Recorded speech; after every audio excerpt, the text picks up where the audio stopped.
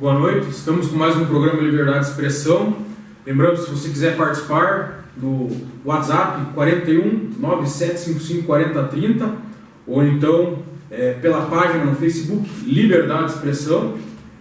Vamos, na sequência, daqui a pouco, repercutir as convenções partidárias realizadas nesse final de semana e o quadro eleitoral de Curitiba e região metropolitana. Hoje estamos recebendo o leiloeiro oficial público Cleverson Almeida Soares, que vai falar um pouco como que funciona a venda de bens imóveis, móveis, direitos em leilão, seja judicial, extrajudicial. Boa noite, Cleverson. Boa noite. Tudo bem? Rafael, prazer estar com vocês aí.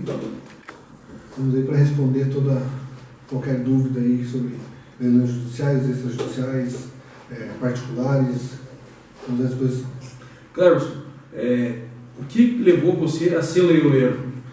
Primeiro, eu entrei no ramo de imóveis trabalhando num consórcio. Eu tinha acabado de sair da Renault, trabalhava na Renault, e saindo de lá eu comecei a trabalhar num consórcio, onde trabalhava com não só automóveis, mas com imóveis também, na parte imobiliária. E durante 4 anos tive uma boa experiência, aprendi muito nesse consórcio e fui trabalhar, posteriormente a isso, eu fui trabalhar com assessoria jurídica para leilões, né? Fazia jurídica e comercial, né? Foi onde eu conheci o mundo dos leilões, digamos assim, né? E trabalhando com essa assessoria, onde um cliente nos procurava com interesse em adquirir um bem de leilão, nós analisávamos os processos para ver se aquele bem estava apto, se era um bom negócio, se não era. E trabalhando nessa área, eu pensei, por que não me tornar leiloeiro, em vez de apenas fazer a análise jurídica e comercial, né? E dei entrada nos documentos, fui aprovado pela Junta Comercial do Paraná, onde eu sou habilitado, e desde então trabalho com essa parte de leilões, tanto de automóveis quanto de imóveis, a parte imobiliária, e qualquer tipo de leilão eu sou habilitado, inclusive com leilões rurais, né? Eu sou leiloeiro rural também pela Federação Agrícola do Paraná, e foi dessa forma que ingressei na carreira de leiloeiro. Até interessante você esclarecer para o nosso telespectador qual que é o requisito hoje para ser leiloeiro. O primeiro requisito é você ter acima de 25 anos de idade, ter idoneidade, você está em pleno gozo dos direitos políticos, cíveis, né, no seu país, e você está domiciliado na sua cidade há mais de 5 anos, são os requisitos básicos, né? Aí eles vão pedir uma série de certidões cíveis, criminais, fazer uma análise, né, pregressa da sua vida. Sendo aprovado isso pela Junta Comercial, você vai ser nomeado um leiloeiro público oficial. No rural, da mesma forma, os mesmos pré-requisitos. E quem aprova esse certificado, esse título de leiloeiro é a Junta Comercial, então? Isso, é a Junta Comercial, através do seu presidente, né, e os vogais da Junta. Isso é aprovado numa Assembleia Plenária. E qual a abrangência de atuação no leiloeiro? Eu falei aqui no início, você pode ser leiloeiro, pode vender imóveis tanto na esfera judicial quanto na extrajudicial. Se pudesse explicar um pouquinho melhor isso. Bom, o leiloeiro ele tem como jurisdição o Estado, né? Eu posso atuar presencialmente no Estado do Paraná todo, sendo que a minha sede tem que ser em Curitiba, porque foi por onde eu fiz a minha habilitação, né? Na Junta Comercial e domiciliado em Curitiba. Essa é a jurisdição. Mas hoje, com o advento do leilão online, nós atuamos em todo o Brasil de forma online, né? Então, eu posso leiloar um bem de São Paulo da maneira online, sendo que eu estou em Curitiba. Agora, para fazer o leilão presencial, só dentro do Paraná. Dentro do Paraná. Vamos começar aí pelo leilão judicial. Como que funciona o leilão judicial? Como que você é chamado para vender algum bem, algum direito em leilão judicial? O leilão judicial funciona da seguinte forma. O exequente, que a gente chama, seria o credor, né? Aquele que está executando uma ação de algum cidadão que não pagou alguma dívida, seja de um banco executando um veículo, um imóvel, uma ação de condomínio, né? Qualquer tipo de ação onde já ocorreram todas as fases do processo, esse bem esse credor ele vai ser intimado a apresentar bens à penhora para ser leiloado. Caso ele não apresente, vai ser feita uma busca judicial para ver o que ele tem de bem, e aí sim o juiz vai ordenar, vai emitir uma liminar ordenando o leilão desses bens para a quitação dessas dívidas, né? E o leiloeiro, se ele não tiver, se o exequente, que seria, né, aquele que está executando a causa, não tiver nenhum leiloeiro para ele indicar no processo, o juiz vai enviar uma liminar ajuda comercial. Lá existe uma relação que é em ordem alfabética. Quem estiver na vez vai ser intimado para o leilão. Lembrando que o advogado do credor também pode indicar para o juiz qual leiloeiro que ele... Exatamente. Foi uma alteração no Código de Processo Civil. Exatamente. O artigo 706, né, ele permite que o advogado do exequente esteja indicando quem ele deseja que seja o leiloeiro. O juiz pode aceitar ou negar. Geralmente o juiz ele aceita porque é um leiloeiro geralmente de confiança de quem está executando aquela ação, então geralmente aceita, mas cabe ao juiz a decisão, né? Mas ele tem esse precedente na lei, no artigo 706, onde ele pode estar indicando. E como que o Leonardo Rocha está na escuta aqui do programa, escutando um pouco aqui sobre vendas de bens imóveis e direitos. Um abraço, Leonardo. E como que você... Quais as cautelas que você toma nesse processo de venda judicial? O que você tem que fazer? A gente sabe que você tem que elaborar um edital, lá você tem que constar todos os detalhes do que está sendo vendido. Bom, a primeira coisa, quando o leiloeiro é intimado, ele vai se habilitar no processo e vai fazer uma análise processual, vai ver como anda esse processo.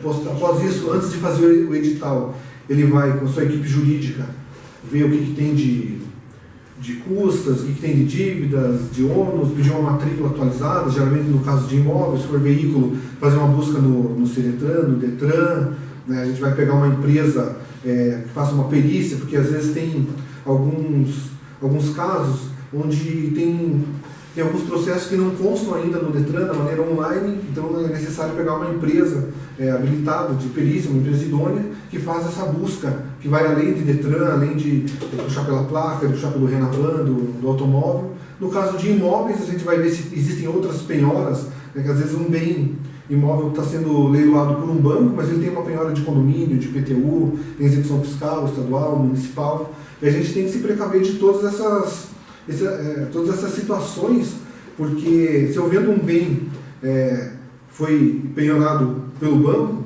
e tiver uma outra penhora, se eu como leiloeiro não fizer essa busca, né, e após a arrematação não tiver sido intimado os outros credores, que seriam essas outras penhoras, poderá causar uma nulidade no leilão,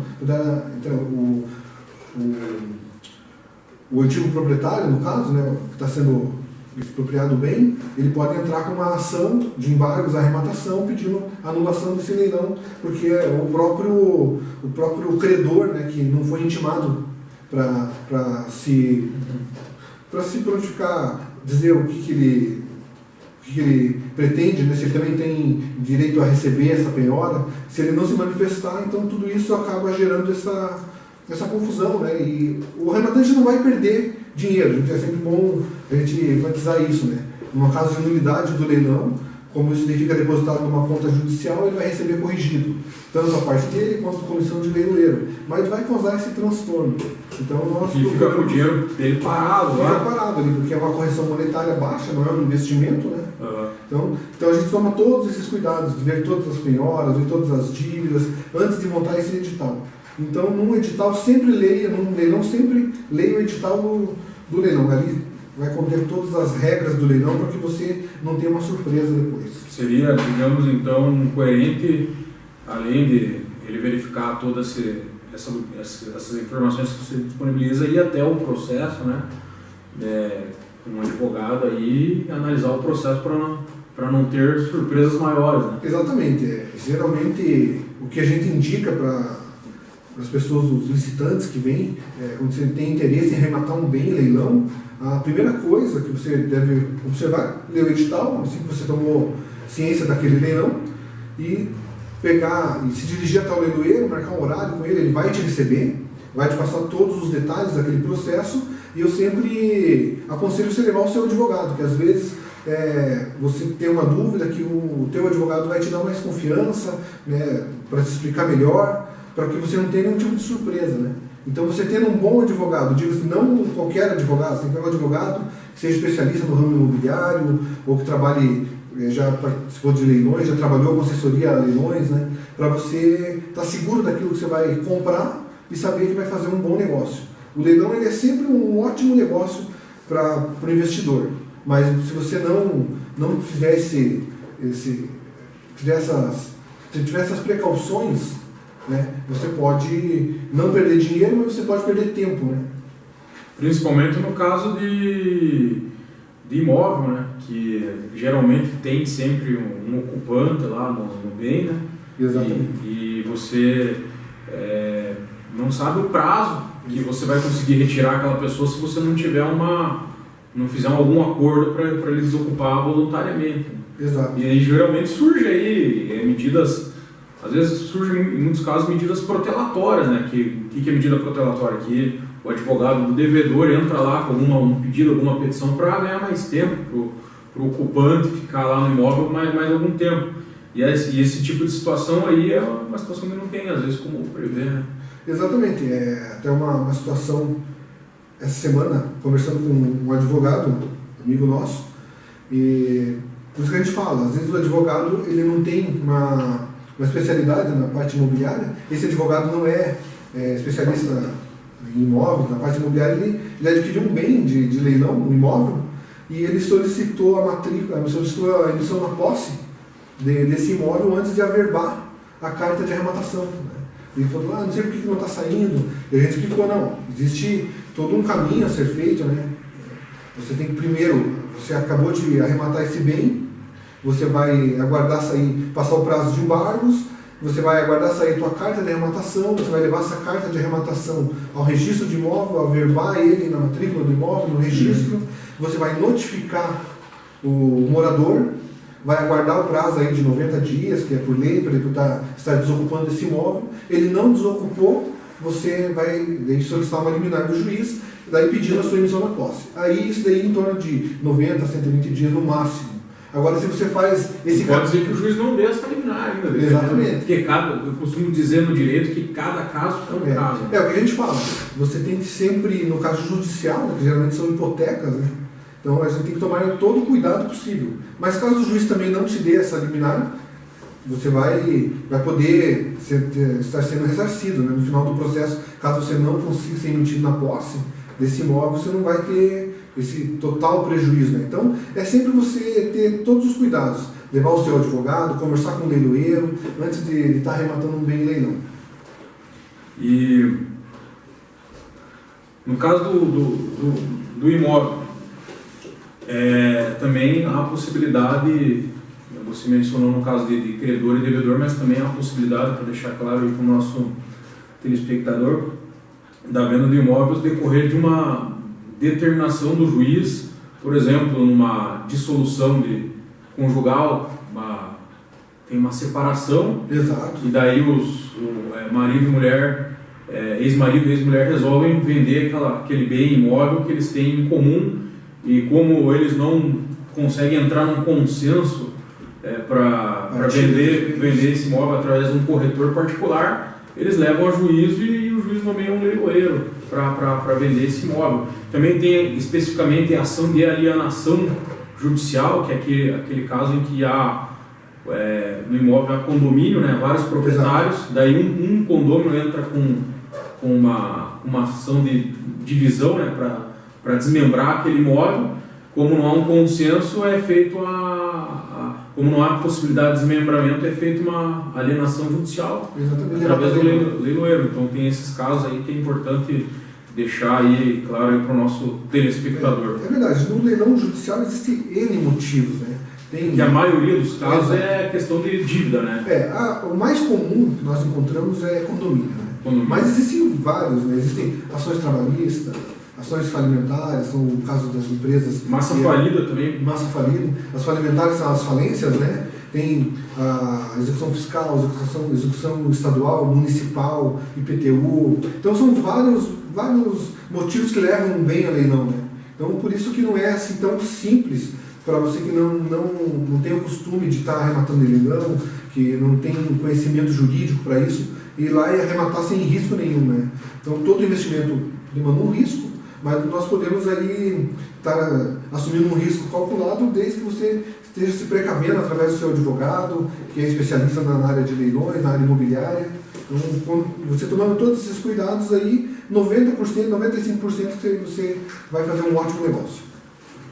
E no caso de, continuando o imóvel, para a gente finalizar, também a possibilidade de venda de imóvel em leilão extrajudicial. Exatamente. Que são os leilões que não ocorrem mediante o crivo do juízo, que pode ser na hipótese de alguém contratar você, uma pessoa física, ou então, por exemplo, um banco que pegou vários imóveis de busca e apreensão e contratou você para vender esses bens, esses veículos aí. No caso de veículo especificamente, como que funciona isso daí? Como que funciona a venda de veículo em leilão? Seja, principalmente na extrajudicial, mas também vamos falar do judicial também. Sim. O judicial é da mesma forma, né? É um bem que está indo a leilão por uma ordem judicial, já diz o nome, né? Um leilão judicial, onde vai ser na primeira praça. Os veículos geralmente saem todos em primeira praça, não existe segunda praça, né? Mas no extrajudicial ele é feito, não precisa do juízo, né? O leiloeiro vai se precaver no caso de multas. Sempre leia o edital. Existem leilões onde o arrematante vai ter que pagar as multas, existem leilões onde vai ser entregue toda a documentação do veículo livre e desembaraçada. Você tem que ver prazo de entrega de documentação. Alguns bancos já, quando eles passam esse veículo para o leilão, eles já passam com toda a documentação, tudo certinha. Tem alguns bancos que ainda passam para o leilão com os documentos no nome do antigo proprietário. Então, após o leilão, vai ser transferido primeiro para o banco, depois vai ser transferido para o proprietário. Isso daí vai gerar uma multa de averbação, né? Então, a gente tem que estar tendo esse cuidado com toda essa parte de documentos, não só de veículos como de imóveis, né? Então, se isso daí dá uma pesquisada, se isso não é um produto de tráfico, de crime, que nem não poderá ser levado a leilão, esse leilão pode ser anulado, você vai ter que devolver o veículo, vai receber o seu dinheiro de volta, mas é todo aquele transtorno. Então, quando você... Primeira coisa que eu sempre recomendo, tomou ciência do leilão, viu o bem que você quer, vê quem é o leiloeiro. Vai no site da Junta Comercial, vê se o nome dele consta, porque às vezes ele é um leiloeiro que foi habilitado, foi nomeado, mas ele não se recadastrou, ele não está habilitado a leiloar naquele ano. Então, da mesma forma, se não estiver habilitado e recadastrado, no caso, para o ano de 2016, que é esse ano, o leilão pode ser anulado. Então, a gente sempre recomenda ver qual que é a idoneidade do leiloeiro, ver se ele está habilitado, confere na Junta Comercial, para depois você estar indo ao leilão fazendo a sua arrematação com toda a segurança. Legal, vamos continuar falando na sequência um pouco mais do leilão de veículos. Em 2 minutos vamos voltar falando sobre as convenções partidárias realizadas nesse final de semana.